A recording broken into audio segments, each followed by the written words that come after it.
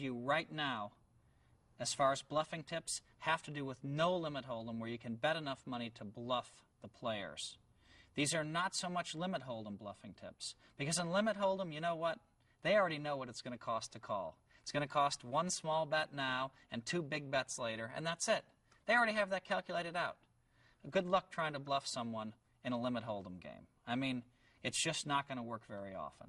So most of the tips that I'm going to give you from here on out are going to be no limit hold'em and pot limit hold'em tips. If you're going to bluff a hand, you have to at least two things. You have to do one of two things. Either a dangerous card comes off on the end. Say you have a flush draw, but the straight card hits. That's a good place to bluff. So you either need a dangerous card when you assume your opponent has a strong hand. A dangerous card is a card you can bluff with. Or number two, you bluff all the way through the hand. Some of my best bluffs have been with nothing. No pair, no draw, just heart, baby. And that's where you have like a queen deuce offsuit, and you know, and you've raised it up, you're trying to steal the blinds, and now you've been called. And now the flop will come maybe down to king 9-7, right? And your opponent bets out into you. Most people just fold. I mean, the bluff's over, right? Well, not quite. You have options. You can call the person to bluff. There's a million things you can do. You can call the person and then try to bluff him on the next street. But your call will slow him down in case he does have a straight draw, right? So even if you put him on a king, if you bet enough chips, you might be able to bluff him. So I might just call just to bluff him. Okay, now let's say that a 4 comes off. And now he checks to me. Now I might just say I'm all in. Now in his mind, he's thinking I just called on the flop, therefore I must have a pretty strong hand if I just called him.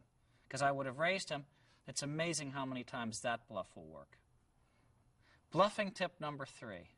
Okay, sometimes we get a little wild hair up our butt, so to speak, right? A little crazy. Well, I was playing in Vienna, and Surrender Sunar was sitting on my left. And I had the small blind. I had a 7-deuce offsuit. And I was about ready to fold. And I said, you know what, let me try to run him over. So I raised it up. He called me. The flop came ace, ace, 6. I had deuce 7 offsuit. I bet out, he raised it. Now, a lot of thoughts crossed my mind at this point. I said, well, you know, I just didn't think Surrender had an ace. So I said, how to best play this? I could move all in right there, which I should have done. I didn't do it. Or I could just call him to bluff him on 4th Street. Well, I called him, off came a 5. Now I made a bet out, and he called me. But now it was the 5 of diamonds, so now the board had ace of diamonds, 5 of diamonds. The last card off was a 3, and I said all in. What do I have? Like the worst possible hand is what I had. You know what I mean?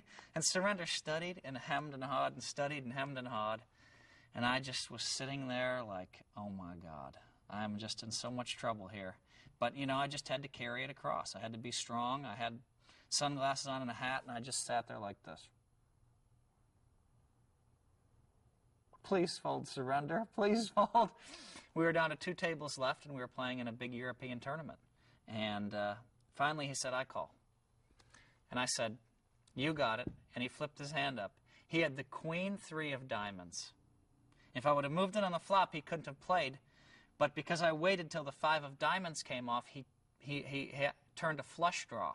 And when he made bottom pair of 3s, he just put me on nothing and made a great call. My hat's off to him.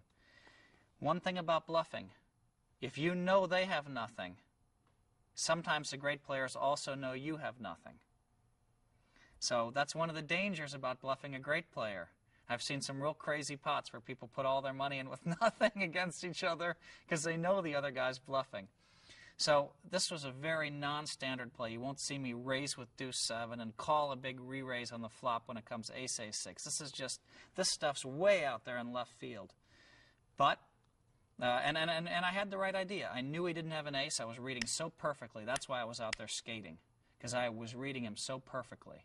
But I should have just moved all in on the flop and just taken his 5,000 and taken my 30 or 40,000 and moved on. Point of the story is, if you know they have nothing, you can make a big play at a pot.